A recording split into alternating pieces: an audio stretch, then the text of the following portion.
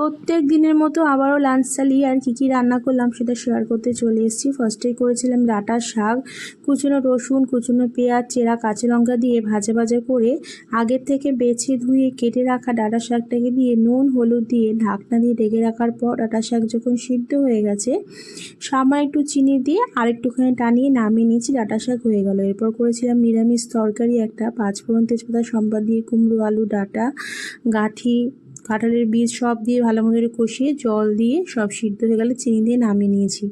করেছিলাম মুসুরির ডাল পেঁয়াজ সম্বাদ দিয়ে, তার জন্য কড়াইতে সর্ষের তেল দিয়ে তেজপাতা শুকনো লঙ্কা জিরে আর পেঁয়াজটা দিয়ে ভাজা ভাজা হয়ে গেলে নুন হলুদ দিয়ে সেদ্ধ করা ডালটাকে দিয়ে নামানোর সময় সামান্য একটু চিনি দিয়ে নামিয়ে নিয়েছি, ডালটাও হয়ে গেল। এরপর করেছিলাম ভোলা মাছটাকে ভালো মতো করে ধুয়ে নুন হলুদ মাখিয়ে রেখে দিয়েছি।